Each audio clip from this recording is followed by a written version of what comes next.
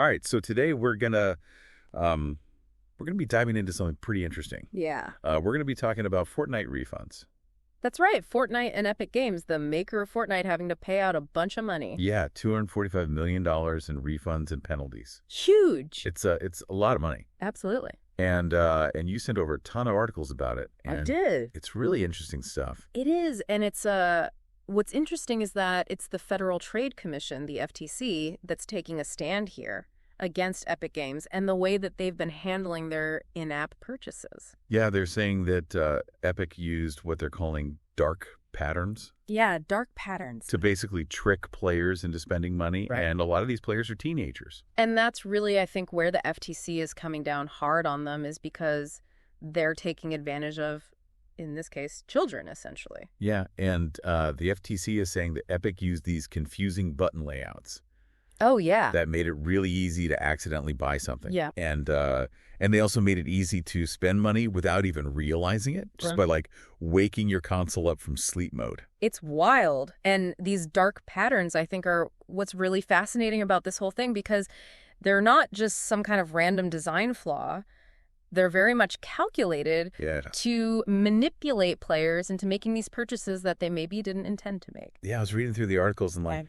it's crazy how sneaky some of these tactics were. Yeah. Like there was one article that talked about how the purchase button would appear Oh, yeah. like right as you were about to start a match. Oh, wow. You know, and that's like a recipe for disaster, For sure. especially for younger players Absolutely. who don't maybe, they don't fully understand Right. like, what it means to spend real money Mm-hmm. on a virtual item. And I think, too, you're talking about teenagers and younger people, that these in-game items are very much status symbols. It's not just about buying a new skin. It's about fitting in with your friends. Yeah.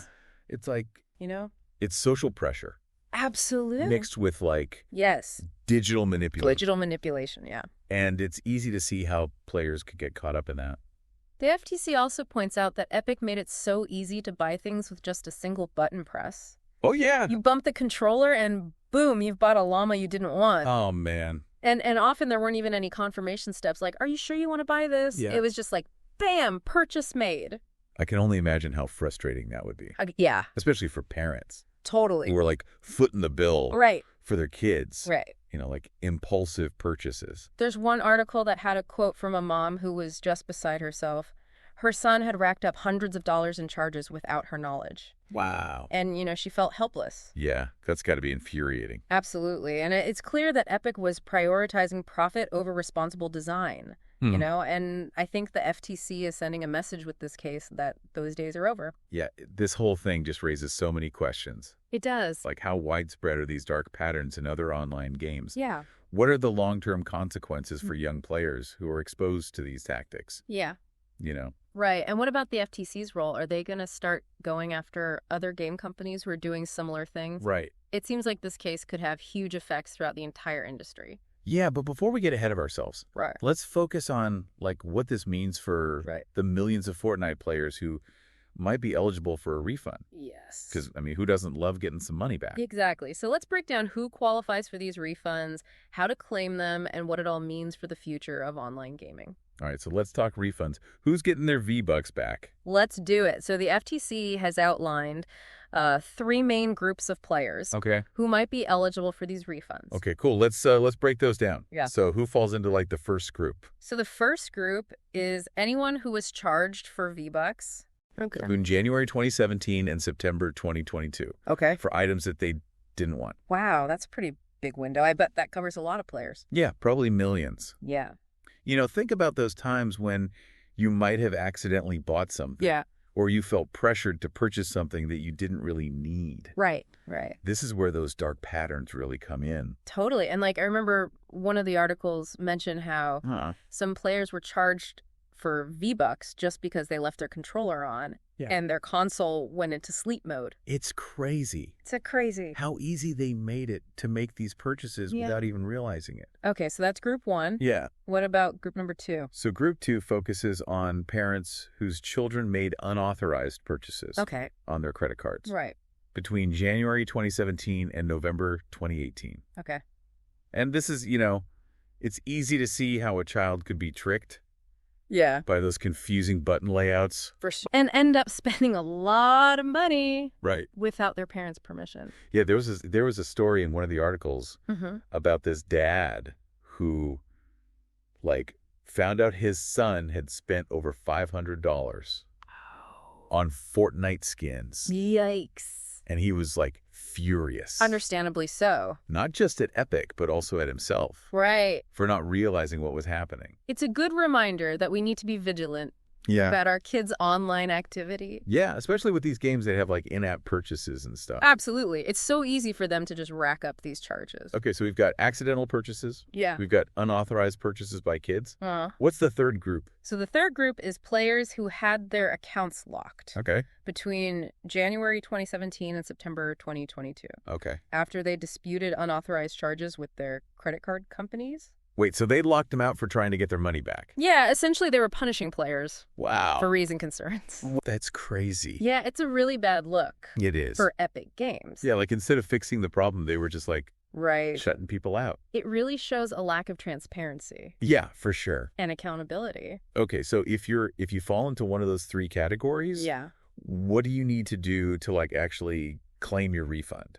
So the FTC has made the process really straightforward. Okay. They've got a website Okay. where players can submit their claims, Perfect. and we'll be sure to include that link Yeah, we'll put that in the show notes in the show notes. so people can find it. Exactly. Okay, and so the claim form itself, is it like, It's pretty simple. okay, You'll need to provide some basic info like your Epic Games account name, okay, the dates of the unauthorized purchases, Mhm. and how you want to receive your refund. okay. You can do PayPal or check.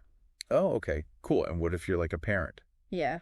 claiming a refund for their kid? So you'll need to provide some extra documentation like proof of guardianship Okay, just to show that you're authorized to act on their behalf. right, makes sense. But it's all laid out really clearly on the website. Okay, and how long do people have to file a claim? The deadline is January 10, 2025.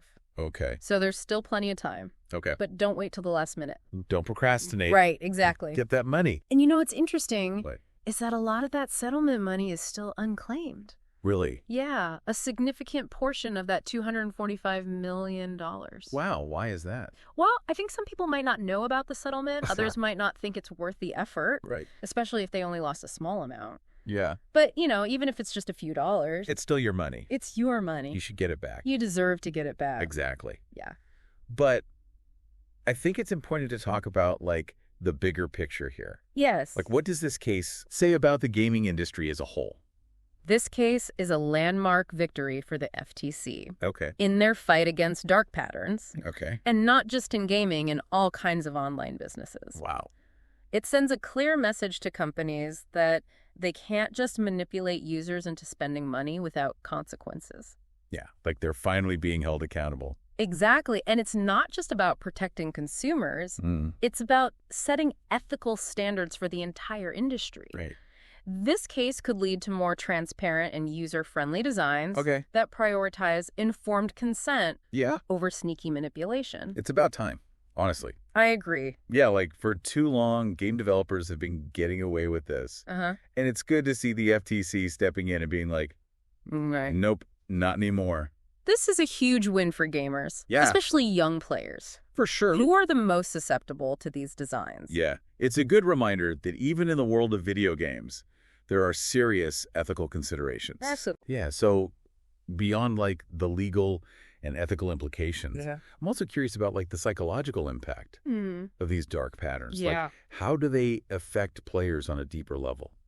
That's a great question, and it's something that the articles touch on. Yeah. You know, one expert compares these dark patterns to slot machines Oh, wow. designed to trigger excitement and reward Interesting. and keep players hooked. Yeah, like, you don't even realize Right. that it's happening. It's subtle, Yeah. but it's effective. It's like psychological warfare. It really is. Wow. And it's not just about getting people to spend money. Yeah. It's about creating a culture of instant gratification Okay. and fostering a sense of addiction. Right. And that can be hard to break free from.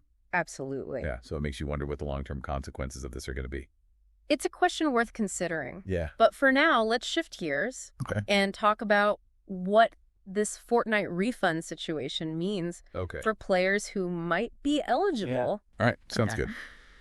Okay, so we've talked about the FTC and Epic Games and all this stuff about these dark patterns and who can get a refund and everything, but what does this all mean for someone like me who, plays games online? Yeah. Like, what can we learn from this whole Fortnite thing? Well, I think it's a reminder that even though we're talking about like a fun virtual world like Fortnite, Right.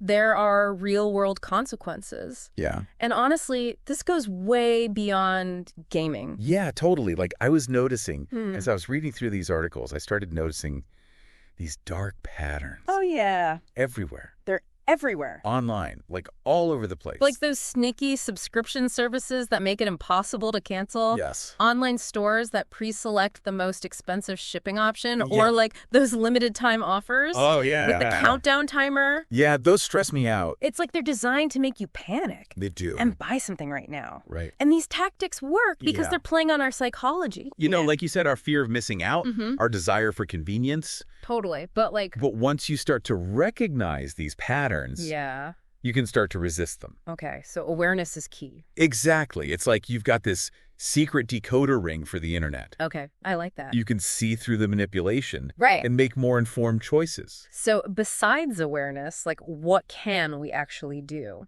Well, first off, don't underestimate the power of feedback. Okay.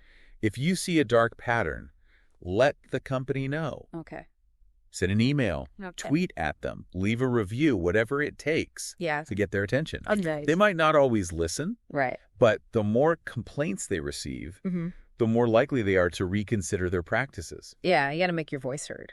Absolutely. And it's not just about complaining. Right. We can also support the companies that are doing things right. Oh, yeah, the good guys. Exactly. The ones that prioritize transparency and ethical design.